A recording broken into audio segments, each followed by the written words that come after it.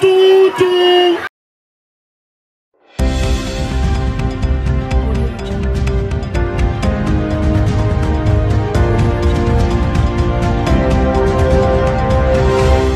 La voix des sans-voix.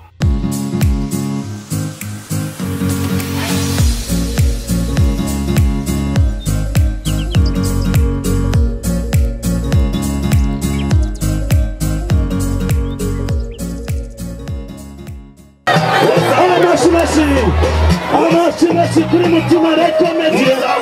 umukinnyi w'imena kabisa baza bagafata na Mutima comédien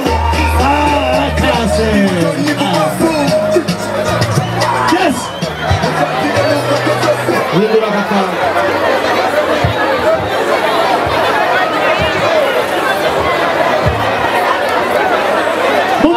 mutekane aro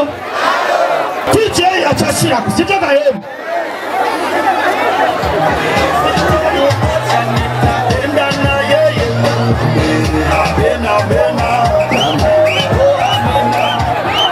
Sione kama tatamu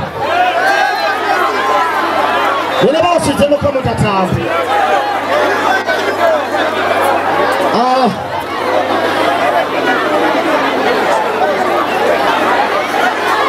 Wale kumengi ibintu si sawa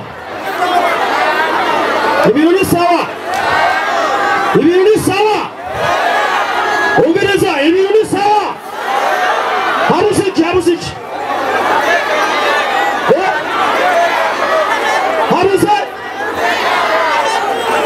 None cheko habuze umutekano None wongeye umutekano None nimba habuze umutekano Wongeye umutekano Wongeye komedi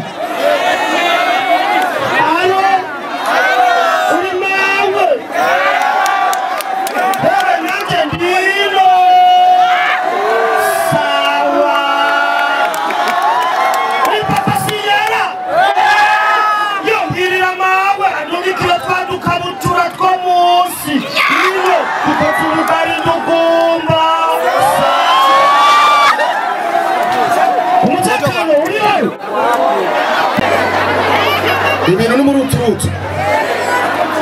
mutaguti agweruka kera kwera tukicibana ibigora hingozi ukomera amashi y'umutama ariko yacamanura ku kanyuma uyu mutama uyu mutani mari muhezagira muta ibintu bibona gute n'umuruturutu nziza cyane kubera nyine binezereye gose apana blage nagoma ndabwiza ukuri abantu bari ngaha mwese ngomba ndabasambira ariko mbandanya mvuga kira muntu bamuhe ubupake butatu bw'umunyu mu mahera yiwe ni bande bangwasoma ngaha abangwasoma ngaha nibo bahetse itatu mu mahera yanyu ubiriza ikintu kimwe kiriko kirangwera ingozi abakobwa babo bakomera amashi n'itegeko shizeho bakomera amashi abakobwa babo murazi igituma bagiye ku bagabo bagize mariage barashobora kumara indwi zibiri mu gutambuka vyanga bababara sheri ndababara sheri abakobwa waye muriyo ayikamera amashi namwe abakobwa b'ingozi agiye kumugabo akagira mariage kuwa gatandatu aramara iminsi 20 mu gutambuka vyanga atambuka agira ngo yoshe umugabo we nawe bamubwira ngo cyaha ni heza nibaza ko ari kubera iki abakobwa bo mu gisagara agize mariage kuwa gatandatu kuwa Mungu musanga mu matanyura kubera iki agaseke baragafunduruye uri papa siyera bwirira mawe atunatira ngari ya dudu ndayihotore tuandanye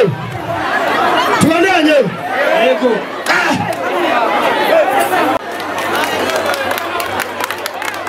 ariko umviriza mbere yuko mbandanya ariko ndabona umutekano sikire ngaha mama umutekano ubona ari sawa sa umutekano nukwiye ne umutekano nukwiye kubera ari ibintu bibura baba n'umunyu bari he nanzanira agapaki baba n'umunyu nanzanira hano umunyu hano kabisa nyaruka takubita n'amabuye nyaruka zano munyu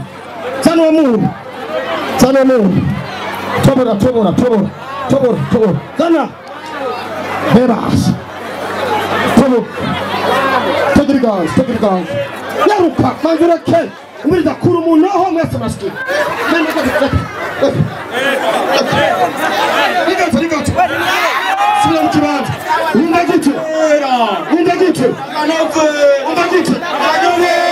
Umva gute. Aho muzobyara abahungu n'abakobwa.